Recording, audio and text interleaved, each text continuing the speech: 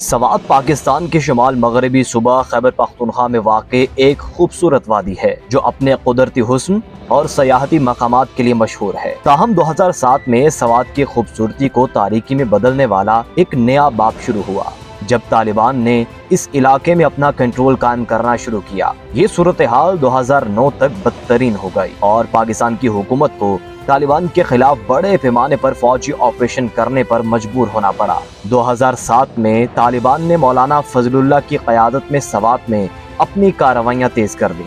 فضل اللہ نے ریڈیو کے ذریعے اپنی تبلیغ شروع کی اور جلد ہی لوگوں میں مقبول ہو گیا۔ اس نے حکومت کے خلاف لوگوں کو اکسانا شروع کیا اور خواتین کی تعلیم اور دیگر سماجی مسائل پر سخت مواقف اختیار کیا۔ طالبان نے سوات میں اپنی گرفت مضبوط کرنے کے لیے دھمکیوں، قتل و غارت اور دھماکوں کا سہارا لیا۔ طالبان کے عروج کے ساتھ سوات کے لوگوں کی زندگی اجیرن ہو گئی۔ اسکولوں کو نشانہ بنایا گیا، عورتوں کو گھروں میں بند کر دیا گیا اور مقامی لوگوں کو طالبان کے قوانین پر عمل کرنے پر مجبور کیا گیا۔ اس دوران سوات کے عوام نے حکومت سے مدد کی اپیل کی، لیکن طالبان کے خلاف کارروائی میں تاخیر ہوتی رہی۔ 2009 کے اوائل میں طالبان کی دہشت گردی بڑھ گئی اور وہ مینگورہ جو سوات کا مرکزی شہر ہے اس تک پہنچ گئے۔ اس صورتحال کے پیش نظر پاکستانی حکومت نے فیصلہ کیا کہ طالبان کے خلاف بھرپور فوجی کارروائی کی جائے گی۔ اس آپریشن کو آپریشن راہ راست کا نام دیا گیا۔ مئی 2009 میں آپریشن راہ راست کا آغاز ہوا۔ اس آپریشن میں پاکستانی فوج، فضائیہ اور نیم فوجی دستوں نے حصہ لیا۔ فوج نے سوات میں مختلف مقامات پر زمینی اور فضائی حملے کیے۔ سب سے پہلے مینگورہ میں طالبان کی اہم پوزیشنز پر حملے کیے گئے تاکہ ان کے مضبوط گڑھوں کو کمزور کیا جا سکے۔ فوج نے سوات میں مختلف مقامات پر آپریشن کیا جن میں کبل، خازہ خیلہ، مٹا اور بحرین شامل تھے۔ فوج نے ہر علاقے کو طالبان سے آزاد کرانے کے لیے مربوط حکمت عملی اختیار کی اور دہشت گردوں کے خلاف بھرپور کارروائی کی۔ آپریشن کے دوران سوات کے عوام کو شدید مشکلات کا سامنا کرنا پڑا۔ ہزاروں لوگ بے گھر ہو گئے اور انہیں کیمپوں میں رہنے پر مجبور ہونا پڑا۔ حکومت اور غیر سرکاری تنظیموں نے ان بے گھر لوگوں کی مدد کے لیے کیمپ قائم کیے اور بنیادی ضروریات فراہم کرنے کی کوشش کی۔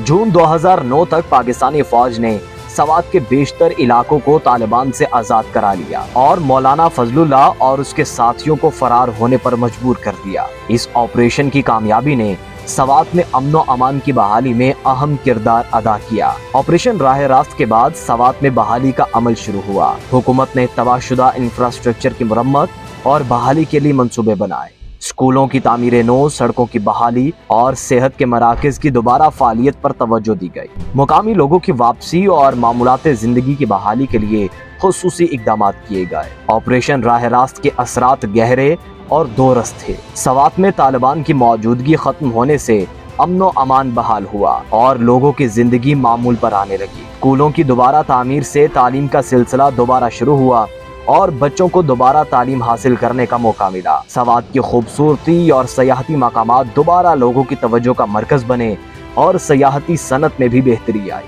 لوگوں کے گھروں کو واپسی اور معاشرتی زندگی کی بحالی نے سوات کے عوام کو نئی زندگی دی۔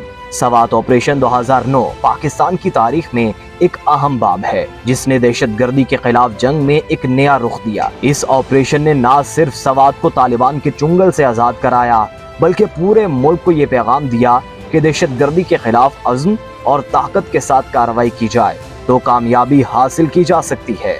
سوات آپریشن کی کامیابی نے یہ ثابت کیا کہ حکومت اور فوج مل کر دہشت گردی کے خلاف جنگ میں کامیاب ہو سکتے ہیں اور عوام کی حمایت سے ملک میں امن و امان بحال کیا جا سکتا ہے۔ اس آپریشن نے نہ صرف سوات بلکہ پورے پاکستان کو ایک نئی امید دی کہ دہشت گردی کا خاتمہ ممکن ہے اور ایک پرامن اور خوشحال مستقبل کی تعمیر کی جا سکتی ہے۔